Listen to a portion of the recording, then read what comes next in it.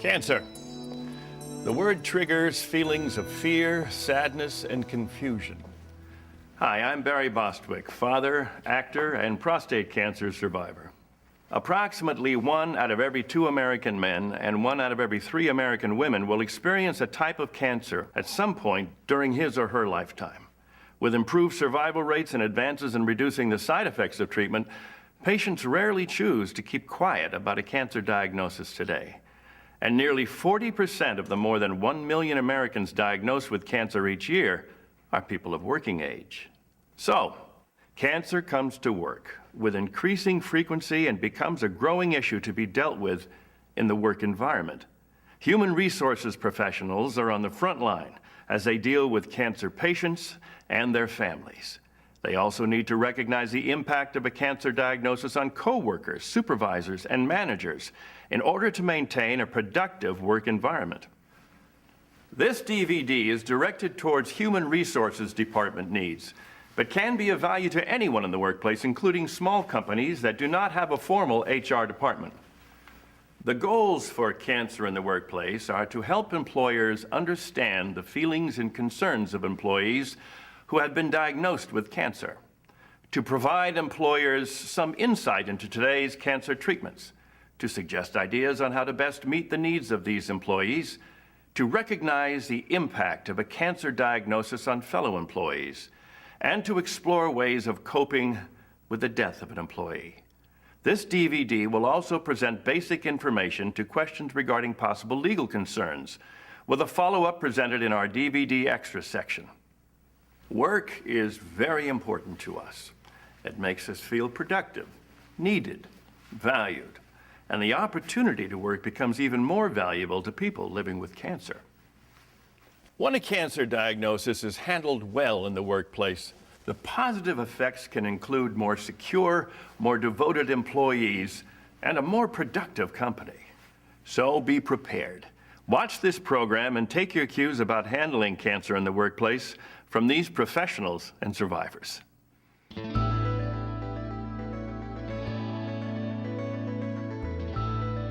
In this first chapter, you will hear from cancer survivors discussing their initial response to their cancer diagnosis and the stress they experienced about keeping their job, benefits, and health insurance. Professionals will also offer information about cancer treatment today, while coworkers and managers share their feelings about the emotional impact of the diagnosis on the workplace. When the doctor told me, it was devastating. And I remember calling my manager on my cell phone, and I didn't want to talk to her. I went straight to her voicemail and just left her a message that I would not be back that day. I had gotten some really bad news and I needed to go home. I went through the checkup, and during that time my doctor said that he felt something unusual and that we needed to do some further testing. And he never mentioned what he thought it might be. He just wanted me to do some further testing. So of course I did, and went to have an ultrasound, and they discovered that they saw something and felt that we should go in and take out whatever it was. Of course I had my wife and my mom and dad. They all wanted to be there because something wasn't right. And that's when they told me it was cancer. And even the day that I was discharged, I said to my doctor, "Are you sure that it's cancer? Are you sure I don't have just an infection and you'll be able to give me some kind of a good antibiotic and it'll be all gone?" And he said, "No, sweetheart, it is cancer, but you're going to be fine." And I didn't know what that meant. I never really studied it. I didn't know what was involved. Cancer conjures up fear just by the mention of the word. In fact, cancer's a number of different diseases, in fact, several hundred. Because of many stereotypes, it's assumed that patients with cancer are debilitated and are likely to die. I'm one of those guys that never misses work. You know, got flu, go to work. Sick, don't feel good, go to work. That's what you're expected to do. That's what you get paid to do. Many people really value being a good employee, and anything that looks like it might get in the way of that causes fear and anxiety and concern for them. I had just started working here. I had been here maybe 6 months. It was a new job, a new position. They went out of their way, I think, a little bit to hire me.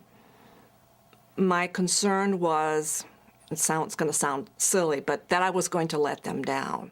The day I got out of the hospital, I'd been in there 11 days.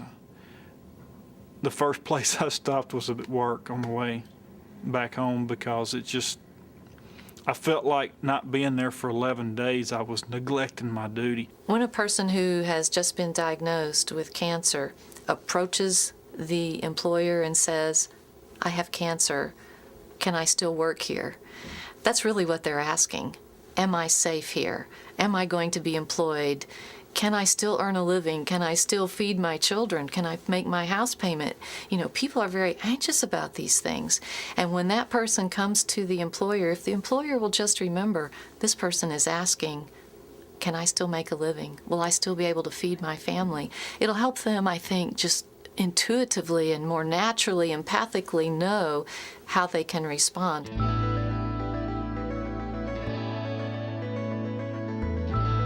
When my partner was diagnosed with cancer, we convened a group, and we were fortunate enough that the local office of the Minnie Pearl Cancer Foundation provided a clinical psychologist and a social worker to address our group and help us understand what we're going through. And we found great comfort in discussing with each other how emotionally we were dealing with this illness of such a young, vigorous man who's such an important part of our organization. When you first hear about it, you're shocked. Then you're hit with a ton of emotions, sadness, fear.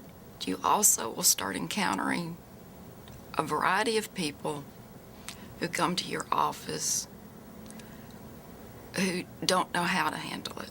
We had people, for example, who were having sympathetic symptoms, normal. People who would go into our legal administrator's office who didn't even know her particularly well and sob, normal again. We had people who were staring at the walls, all normal. And it was a great relief to us and helped us cope to understand that these things were to be expected. Sometimes it's helpful to get outside consultation and support from a community agency that deals with cancer or an employee assistance counselor. This may help the work family deal with their feelings and concerns and improve their coping skills. You can look for available resources at the Minnie Pearl Cancer Foundation website.